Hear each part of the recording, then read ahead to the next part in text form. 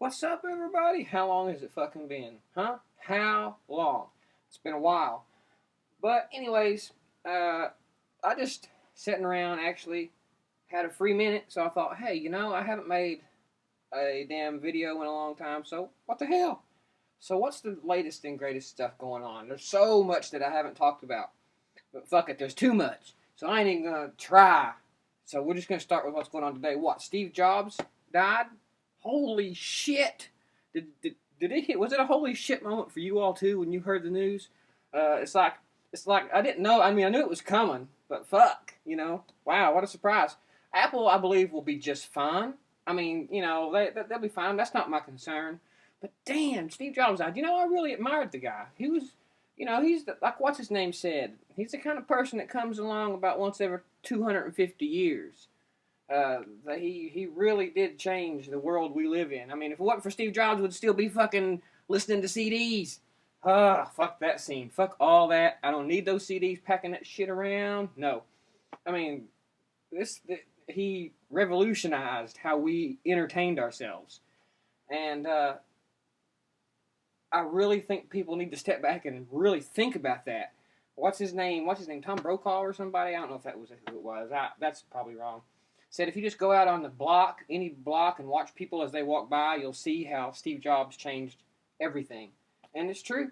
I mean, it's so true. And it just sucks. It just sucks when somebody with that kind of vision dies so young, Bill Gates, he'll be remembered like Steve Jobs, but not for the same things. I mean, have you read some of Steve Jobs' quotes? Goddamn, there are all kinds of good stuff. All kinds of good stuff. He was a love him or hate him, he was a really intelligent individual, and he really knew his shit. And look at Apple, the most profitable company right now in the world, over ExxonMobil. For real? We're talking about big oil here, people. We're talking about oil, and Apple is more profitable than them. That's pretty fucking impressive thing to do in 10, 12 years. So I could easily say he's probably the businessman of the century, or God, businessman, best businessman ever.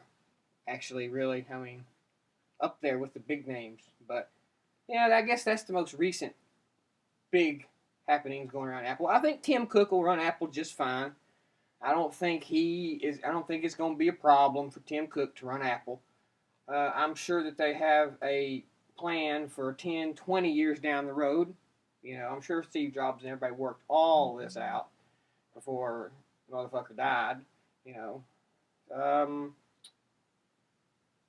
What do I think they're going to do next? I don't know. I think they're going to shave and trim line a lot of the products they got.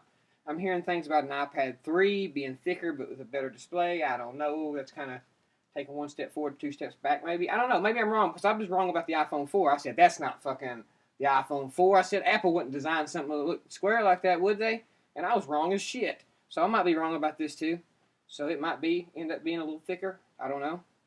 But what else is going on? I guess the new iPhone 4S, Siri. It could be big. It could be the next way that people end up interacting with phones. I mean, if you can literally talk to it like you can a person, and you don't have to speak loudly, directions please, that kind of bullshit. As long as you can talk to it just like you would a normal human being, and it will respond to you like a normal human being, they might be onto something.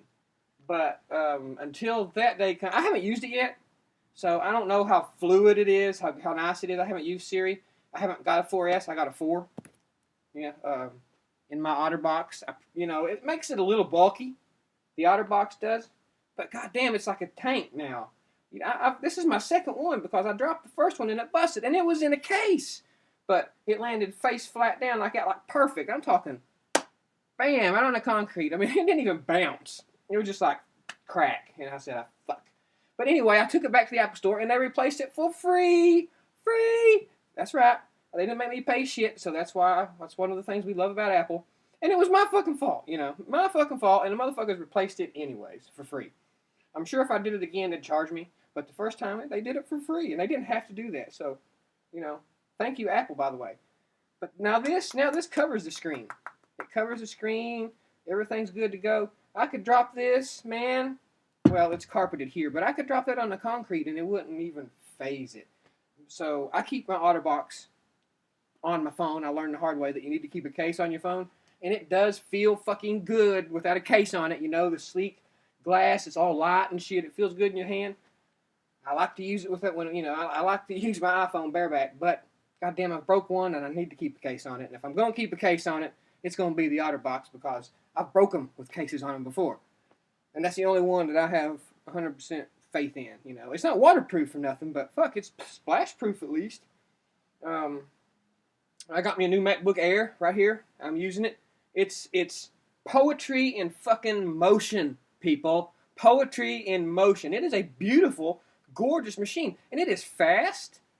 It boots in like 5 seconds, and then I shit you not, that is literally like 5 seconds. It's like boom, it's on, bam, because it's got that solid state hard drive in it. You know, it's impressive, and it loads some stuff fast. It's just a little 13-inch, with 2 gigs of RAM.